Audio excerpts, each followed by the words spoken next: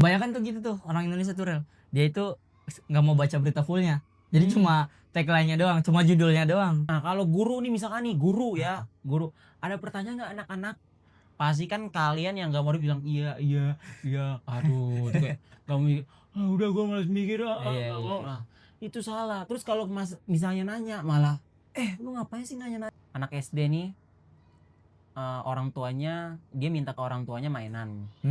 Mainan, mah aku mau beli mainan ini dong. Nah, orang tuanya jawab, ah kita nggak mampu deh beli itu deh. Nah, itu di situ stop kan. Kenapa emaknya nggak bilang ini, gimana caranya supaya anakku bisa milikin ini? Itu menurut gue lebih. Oke guys, selamat datang di Meja Siswa. Oke, sekarang kita udah di chapter ke-6. Oh iya, keenam. Kalian penasaran kita bahas apa hari ini? Iya, kita bahas apa? Kita berdua bakal bahas apa?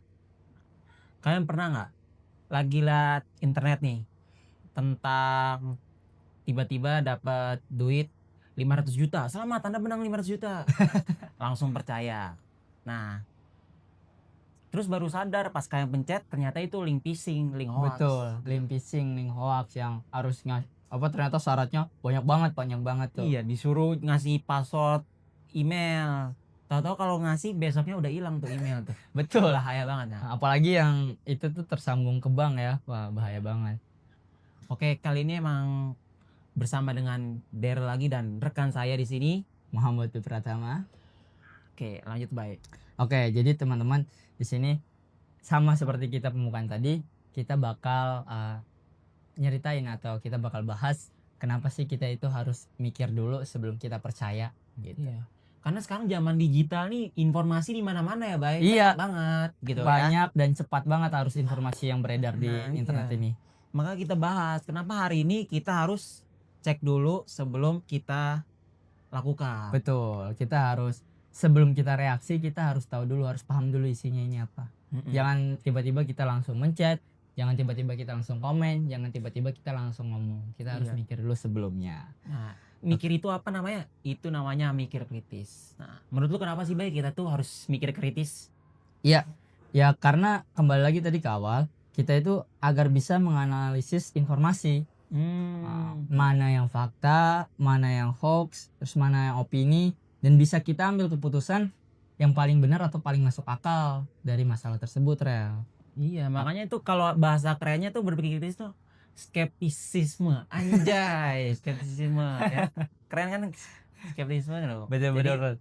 Sifat yang apa ya? Bertanya-tanya. Betul, sifat yang sebelum kita bereaksi kita harus nanya dulu. Itu makanya sebelum kita ngomong atau sebelum kita bereaksi kita harus nanya dulu seperti yang biasa orang-orang itu 5W ya. 5W satu. 5W satu kalau bahasa Indonesia itu adik Simba. Adik Simba. Apa, di mana, siapa, mengapa, kapan, dan bagaimana. 5W 1H6 tuh kan berarti. Nah, terus kasih contoh gitulah.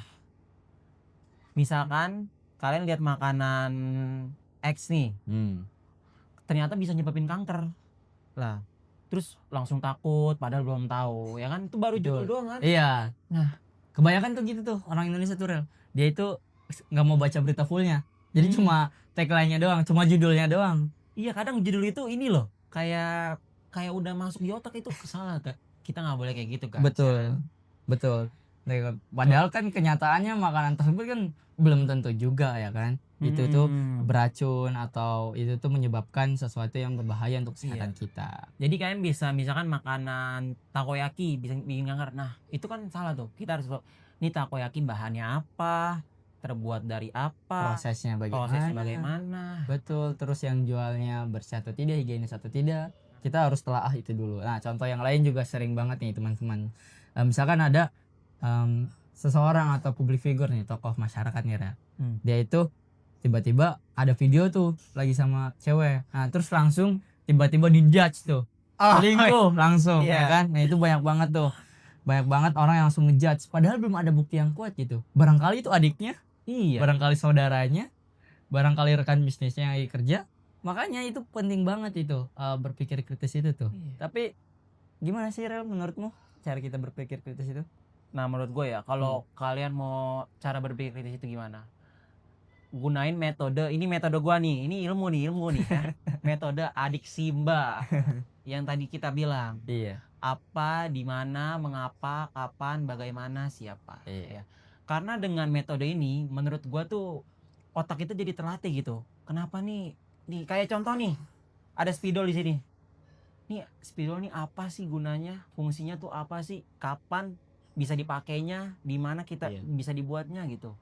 Kan kalian bisa baca tuh, ini produksinya dari mana, siapa yang pertama kali menciptakan spidol ini. Nah itu kan timbul pertanyaan. Betul. Jadi critical thinking itu muncul dari sebuah pertanyaan gitu. Dan Jadi, harus dilatih ya. Karena mungkin yang nggak biasa ya mereka akan kecapean ya mungkin kalau nggak terbiasa. Nah kalau guru nih misalkan nih guru ada pertanyaan nggak anak-anak, pasti kan kalian yang nggak mau bilang iya, aduh tuh kayak kamu udah gue malas mikir Nah, itu salah. Terus kalau misalnya nanya malah lu ngapain sih nanya-nanya, ribet banget. Biasanya pas presentasi nggak sih Rel? Pas kita itu biasa ada dua sisi sih. Yang pertama yang presentasinya itu emang nggak mau ditanya, yang kedua emang yang itunya nggak mau ditanya. Tapi seringnya itu biasanya yang presentasi itu nggak mau nanya kan? Iya. Misalkan apakah ini udah adakah ada pertanyaan atau enggak, setelah itu ada meme barang siapa yang bertanya di alam kuburnya dia akan dipertanyakan oleh para malaikat. Terus kalau ada yang nanya lagi bisa aja langsung di skip, bisa misalkan udah yang nanya itu orang pintar ya, iya, aduh nggak salah skip gitu sering banget. Jadi di otaknya udah iya. Nah itu aduh kacau guys tuh. Oke, makanya juga bisa melatih berpikir kritis, baca buku. Benar. Sekarang banyak banget nih Indonesia minim literasi ya. Mungkin berapa persen tuh pernah gue lihat tuh. Nah tapi kan nggak bisa langsung percaya juga kan. Iya. Mungkin sekitar 80% 70% kan orang Indonesia ini minim literasi gitu. Nah tapi ya emang betul banget sih minim ya. Kalau di lingkungan saya sih emang jarang banget, apalagi yang seperti Indonesia masih minim ya. Iya benar banget. Tapi ya kembali lagi teman-teman bahwa berpikir kritis ini nggak gampang, nggak segampang teorinya, nggak segampang apa yang kita ucapin di mulut. Banyak banget hal yang ngerecokin ya kan. Salah satunya apa aja sih yang ngerecokin berpikir kritis Rel, hambatannya? Ya menurut gua salah satunya itu lu karena kita udah didoktrin mungkin dari kecil ya. Jadi di situ yang membuat kita berpikir kita nggak maju. Stop di situ. Iya stop di situ. Kayak anak SD nih, orang tuanya dia minta ke orang tuanya mainan. Mah aku mau beli mainan ini dong. Nah orang tuanya jawab, kita nggak mampu deh beli itu deh. Nah itu di situ stop kan. Kenapa emaknya nggak bilang ini, gimana caranya supaya anakku bisa milikin ini? Itu menurut gue lebih oke ya. Iya sih benar. Jadi emang sebuah permasalahan yang banyak di Indonesia ya kalau berpikir kritis ini menurut gua. Betul.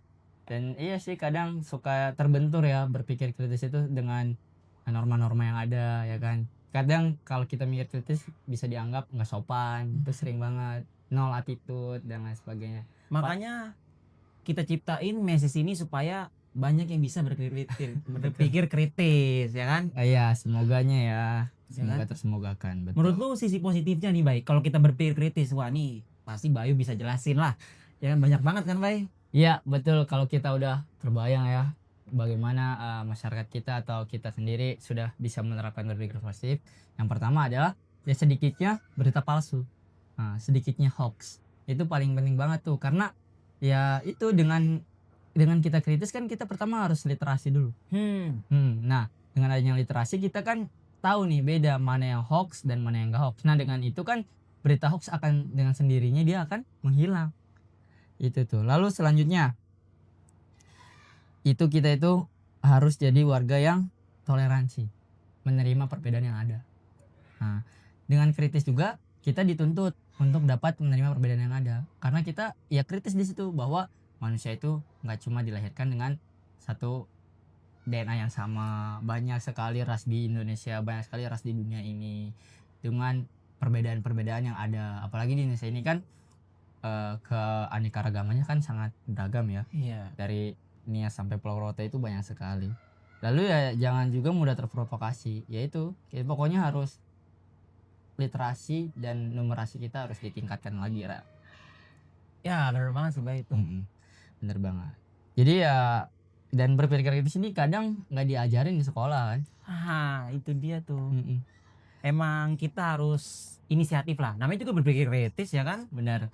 Makanya ini tuh skill hidup ya, yang gak bakal termakan oleh waktu. Walaupun ada yang gempuran dari banyak hal informasi, tapi kalau you bisa berpikir kritis, ya setidaknya ada benteng atau perlindungan diri. Jadi gitu teman-teman. Makanya ikutin terus ini Mesis Siswa. Kita bakal bahas semua biar kita bareng-bareng level up, ya nggak Bay? Yes, betul banget. Terus ingetin juga Bay, biar apa Bay? 3 hal. Jangan lupa teman-teman yang udah nonton video ini sampai selesai, dan yang belum selesai juga nggak apa-apa, yaitu subscribe, like, dan komen. Nah, komen ini sangat penting untuk kritik kepada kita, bisa memberikan saran dan juga apa yang hal-hal yang harus kita dibenahi, apakah obrolannya terlalu membosankan atau obrolannya terlalu berat. Nah, sebagainya tolong ditulis aja di kolom komentar. Dan kalau kalian mau bahas sesuatu juga boleh komen kok ya. Nanti kita bahas bareng-bareng. Betul. Nah, bersama gua Daryl Zafi Bazla dan saya Muhammad Pratama. Ini adalah Mesis Meja Siswa. Dadah.